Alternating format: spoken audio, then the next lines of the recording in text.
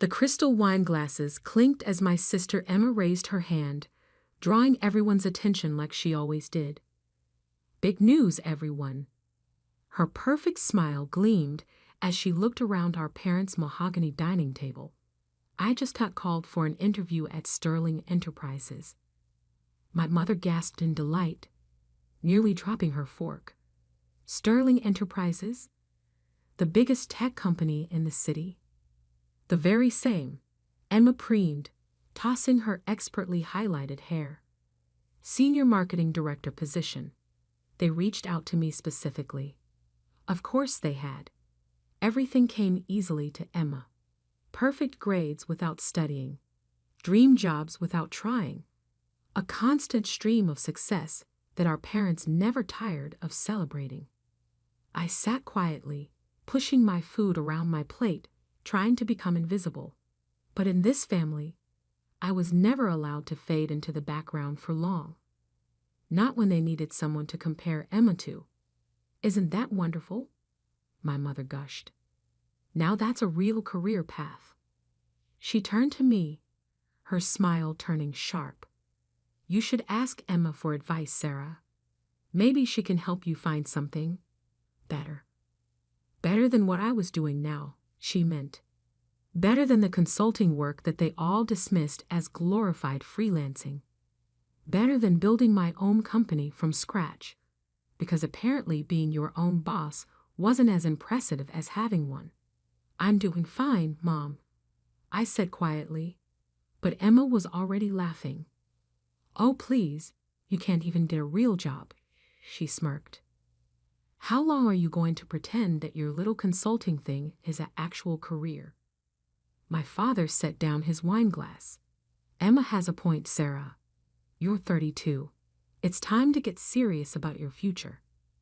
I gripped my fork tighter, thinking about the contracts sitting on my desk at home, the acquisition deals I was negotiating, the empire I had built while they were all busy undermining me. My business is doing well, I started to explain, but Emma cut me off. Business? Please. You work from your apartment and barely make enough to pay rent. Meanwhile, I'm about to be a senior director at Sterling. She turned to our parents. Did I mention the salary? Base pay is $250,000 plus bonuses. My mother nearly swooned. My father beamed with pride. I thought about my company's latest quarterly earnings report and had to suppress a laugh. When's the interview? I asked, keeping my voice neutral. Monday morning, Emma replied smugly. Not that it matters. The position is practically mine already. The CEO specifically requested to interview me personally. I bet they did, I thought, remembering the stack of resumes on my desk. Among them, Emma's application, forwarded to me by HR with a note. Another entitled candidate with an inflated ego. Your call, boss. Well, good luck, I said, standing up. I should get going. Early meeting tomorrow. Emma snickered.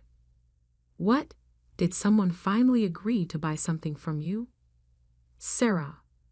My mother sighed. When are you going to stop this ridiculous independent phase? Your father could have gotten you a proper position years ago. I thought about the nameplate on my office door. The one that reads Sarah Mitchell, CEO, Sterling Enterprises. The one Emma would see tomorrow morning. You're right, Mom, I said, gathering my things. Maybe it is time for a change. They probably thought I was finally admitting defeat. They had no idea what was coming. As I drove home to my penthouse apartment, not that they knew I could afford one, I thought about how we got here. How their constant dismissal had driven me to build something bigger than they could imagine. It started 10 years ago when I graduated with my MBA. Emma was the star of the family then too, climbing the corporate ladder with her natural talent, while I quietly studied market trends and business strategies. When I told them I was starting my own consulting firm, they laughed. When I landed my first major client, They dismissed it as luck. When I started buying out struggling companies and turning them around, they didn't even notice. 5 years ago, I made my biggest move yet, acquiring Sterling Enterprises through a complex series of shell companies and investment firms. The previous CEO was ready to retire, and I had spent years preparing for this moment. I changed my professional name to Sarah Mitchell, my mother's maiden name, knowing my family never paid enough attention to business news to make the connection. I rebuilt Sterling from the ground up, transforming it into the tech giant it is today. And through it all, my family remained blissfully unaware, too busy praising Emma's minor achievements to notice that their unsuccessful daughter was now one of the most powerful CEOs in the city. My phone buzzed as I pulled into my building's private garage. A text from Emma. "You should really come to the Sterling building sometime. See what a real company looks like. I'll give you a tour after I get the job." I smiled, thinking of my corner office on the top floor, the one with the view of the entire city, the one Emma had been dreaming about in her application letter. Tomorrow was going to be interesting. In my apartment, I reviewed Emma's resume one more time. It was impressive on paper. Good education, steady career progression, solid references. But I had done my research. I knew about the projects she had taken credit for, but barely contributed to. The subordinates she had thrown under the bus, the corners she had cut. Emma had always been good at presenting the perfect image. Tomorrow, she would learn that image isn't everything. My phone buzzed again.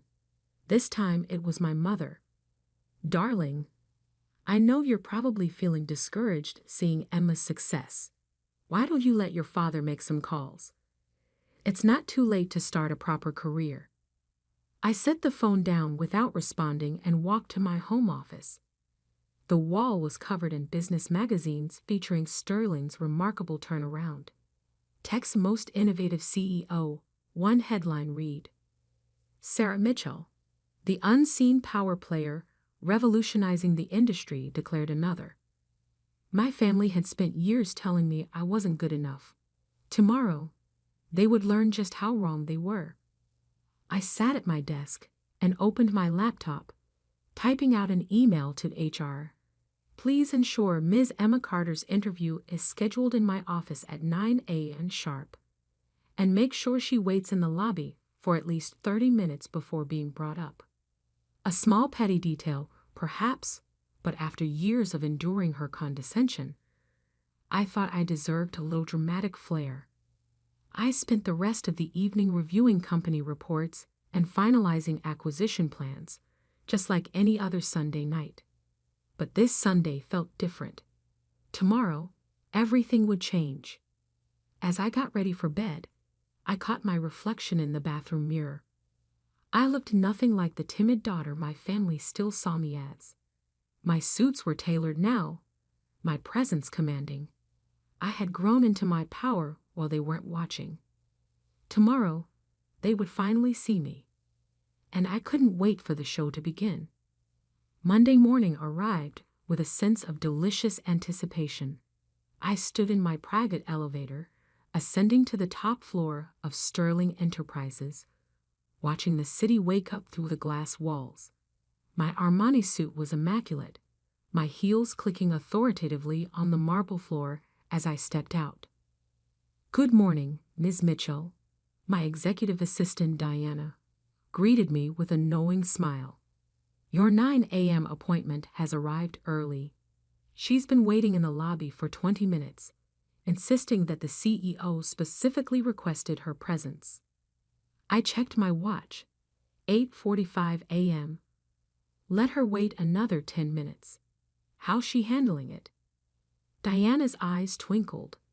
She's demanded coffee 3 times, name-dropped several executives she claims to know, and told the receptionist that her sister is a nobody who can't even get a proper job. I smiled, setting my briefcase on my desk. Perfect. Has she noticed any of the magazine covers? No, Diana smirked. She's too busy telling everyone within earshot about her marketing expertise to look around. Typical Emma. So focused on promoting herself that she missed the obvious. The lobby walls were lined with press coverage of Sterling's transformation under my leadership. My photo was literally hanging above the reception desk, but Emma would never notice. She never had. Her resume listed some impressive achievements at her current company, Diana noted, arranging folders on my desk. I took the liberty of fact-checking them. And half are exaggerated, a third are outright lies, and the rest were group projects where she took sole credit. I nodded, unsurprised. Just like high school. Remember when she won that science fair? The project you actually built while she was at cheerleading practice. The very same. I sat down behind my desk, adjusting my nameplate slightly. Send her up at 9 a.m. exactly. And Diana? Make sure the security team is recording the lobby and elevator cameras. I want to preserve this moment. At precisely 9 a.m., my office phone buzzed. Ms. Carter is here for her interview, Diana announced formally. Send her in. The door opened, and Emma strode in like she already owned the place. She wore an expensive but slightly too flashy suit, her confidence bordering on arrogance. Then she saw me sitting behind the CEO's desk. The color drained from her face. Sarah? She stammered, frozen in the doorway. What? What are you doing here? Good morning, Emma, I said pleasantly. Please take a seat. We have a lot to discuss about your application for the Senior Marketing Director position.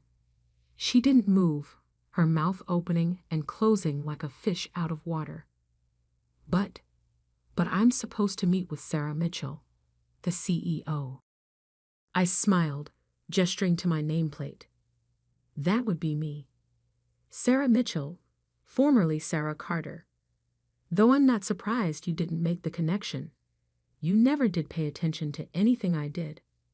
Emma sank into the chair across from me, her perfect composure cracking. This is impossible. You're just a consultant. You work from your apartment. Actually, I leaned back in my chair, enjoying this moment. I own this building, and several others. Sterling Enterprises has been my company for the past 5 years. I pulled out her resume. Now, shall we discuss your application? I have some questions about these achievements you've listed. You can't be serious, Emma whispered, her voice shaking. You can't be the CEO. You're nobody. That's what you all thought, isn't it? I kept my voice calm, professional. Poor Sarah can't even get a real job. Just a nobody working from her apartment. Tell me, Emma, did you ever once ask what kind of consulting I did? What companies I worked with? Or were you too busy bragging about your own mediocre accomplishments? She flinched. I didn't. No, you didn't. I agreed. None of you did. You were all too convinced of my failure to notice my success, too busy mocking my choices to see where they were leading. I opened her file. Now, about this claim that you single-handedly increased your department's revenue by 200% last year. That's accurate, she stuttered, but I could see the panic in her eyes. Interesting. I pulled out another document. Because I have here the annual report from your company. The entire marketing department only saw a 30% increase. And according to your former colleagues, that was primarily due to a campaign developed by your junior team. The one you rejected initially but took credit for after it succeeded. Emma's face went from pale to red. You've been investigating me? I investigate all potential senior executives thoroughly. We have very high standards at Sterling. I smiled. Standards that value actual achievement over self-promotion. Just then my phone buzzed. Diana's voice came through the speaker. "Ms. Mitchell, your parents are in the lobby, demanding to see you." They're quite insistent. Of course they were. Emma had probably texted them the moment she saw me. "Send them up," I said calmly. "I think it's time for a family meeting." Emma shifted nervously in her chair. "Sarah, look, about last night. About all the things I've said. Save it." I cut her off. "I'm not interested in apologies motivated by fear. I spent years listening to you undermine and belittle me. Now you get to sit there and learn exactly who your unsuccessful sister really is." The door burst open. My parents stormed in, their faces a mix of confusion and anger. "Sarah," my mother exclaimed, "what is the meaning of this? What are you doing in the CEO's office?" "Hello, Mother," I replied coolly. "I was just reviewing Emma's job application. Would you like to join us?" We were discussing the importance of honesty in professional achievements. My father's face reddened. "Stop this nonsense immediately. You're embarrassing yourself and your sister." I stood up slowly, letting my authority fill the room. "No, Dad. For once in your life, you're going to listen to me. All of you are." I pressed a button on my desk, and the wall of windows behind me transformed into a screen, displaying Sterling's financial growth under my leadership. "Welcome to my company, the one you've been hearing about at your country club, the one Emma's been desperate to work for, the one that's been making headlines while you were all too busy dismissing me to notice." They stared at the numbers, the achievements, the empire I had built while they weren't watching. "Now," I said, sitting back down, "let's talk about what really makes someone successful in business. Shall we begin with integrity, or should we start with actual competence?" The color drained from Emma's face as she realized this interview was about to become very, very uncomfortable, and we were just getting started. The silence in my office was deafening as my family stared at the financial projections on the screen. 10 years of growth, billions in acquisitions, my photo on the cover of Forbes, Fortune, and Business Weekly. This is all yours," my mother whispered, sinking into one of the leather chairs. "Every bit of it," I confirmed, standing to walk around my desk. "The consulting business you mocked? That was just the beginning. While Emma was bragging about her mid-level marketing positions, I was buying and transforming struggling companies. While you were lamenting my lack of a real job, I was building an empire." My father, always quick to anger, found his voice first. "Why didn't you tell us? Why keep this secret?" I laughed, but there was no humor in it. "Tell you? Like I tried to tell you about my first major client, or my first successful company turnaround, or any of my achievements that you dismissed because they didn't fit your narrow definition of success." Emma shifted uncomfortably in her chair. "Sarah, if we had known." "That's exactly the point." I cut her off. "You only care now because of what I've built, not who I am. You're only interested because of the power and money, not because you're proud of what I've accomplished." I pressed another button on my desk, and security footage from last night's dinner appeared on the screen. Emma's mocking voice filled the room. "Can't even get a real job." "Stop," Emma pleaded, her face flushing. "We get it." "Do you?" I turned to face her directly. "Because I've been watching you build your career on exaggerations and stolen credit. I've talked to your former colleagues, your supposed references. I know exactly how you've gotten every position you've ever held." My mother stood up, smoothing her designer dress nervously. "Surely we can work something out. We're family, after all. Family? I picked up Emma's resume. Like when Emma took credit for my science project in high school, or when she told her college friends I was a dropout because I started my own business instead of following the corporate path. That kind of family. I was young. Emma protested weakly. We all make mistakes. Yes, we do, I agreed. And now you get to face the consequences of yours. Diana? My assistant entered with a thick folder. The investigation results you requested, Ms. Mitchell. Thank you. I opened the folder and began reading.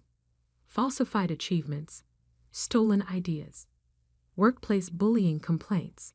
I looked up at Emma. Did you really think none of this would come out during our background check? Emma's face went pale. Those accusations were never proven. Because you had Daddy's lawyers shut down every investigation. I finished for her. But Sterling takes corporate integrity very seriously.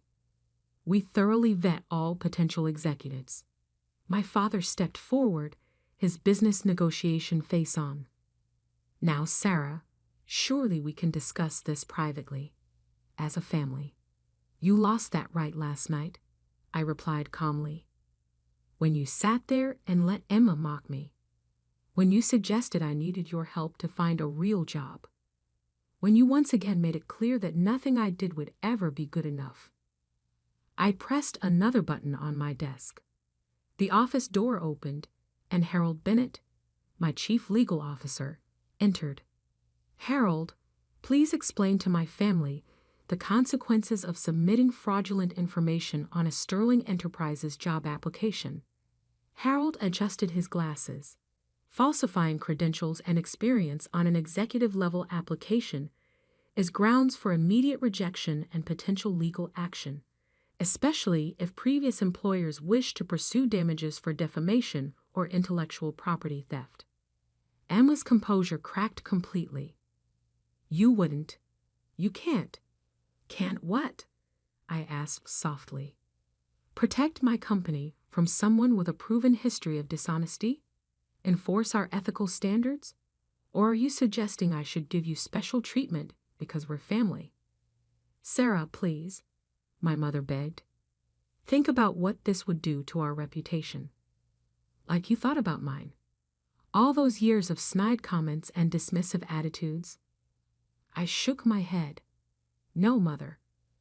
Emma's application is rejected. Furthermore, I'm forwarding our findings to her current employer. They should know exactly who they're trusting with their corporate image. Emma burst into tears, but they weren't the calculated sobs she usually used to get her way. These were real, the tears of someone finally facing consequences. As for you two, I turned to my parents. I suggest you take a long, hard look at how you've treated both your daughters. One you praised endlessly despite her dishonesty. The other you dismissed despite her integrity and success. My father's face darkened. You're enjoying this, aren't you? Humiliating your family? No, Dad. I'm not enjoying this at all. I'm doing what you should have done years ago, holding people accountable for their actions. I walked to the window, looking out at the city I now partly owned. You know what the worst part is? If any of you had shown even a moment of genuine interest in my work, you would have known about all this. My name, my full name, has been in the business news for years. But you were all too convinced of my failure to notice my success. I turned back to them.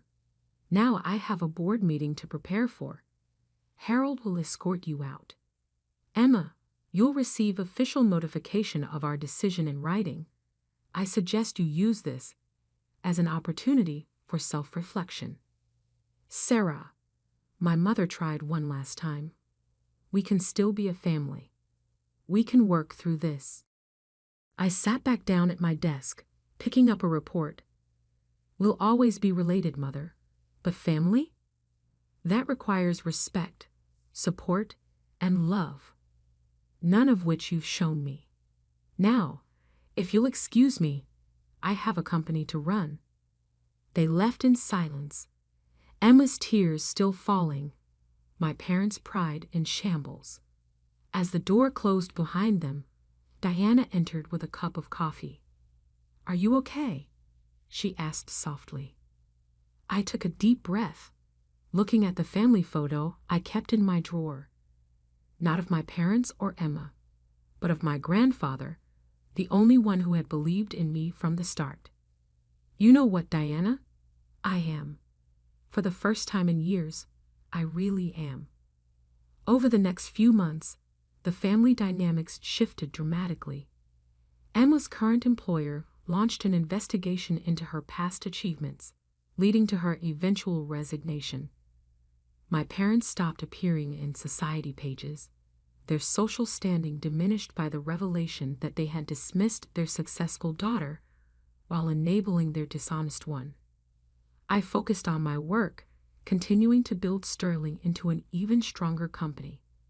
The business world buzzed with the story once it got out.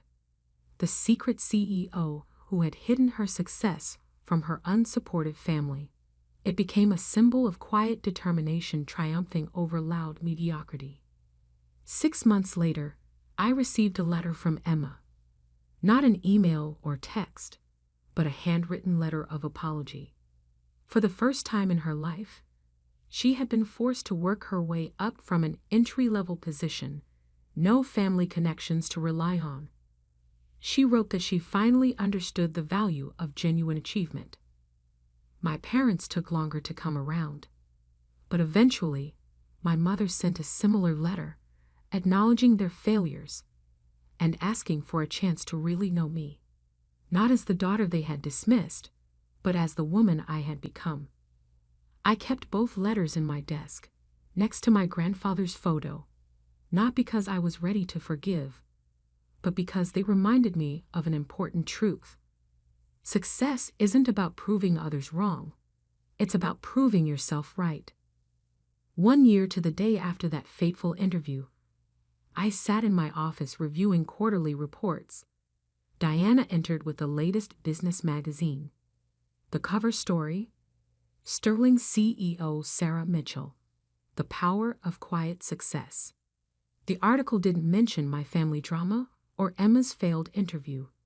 It focused on what really mattered: the company I had built, the innovations we had created, the changes we had made in the industry. Because in the end, that's what real success looks like. Not bragging at family dinners or inflating achievements, but building something meaningful, something lasting. They had called me worthless at family dinner. Now I was their boss, their superior, their example of what true success looks like. And that was worth more than any revenge could ever be.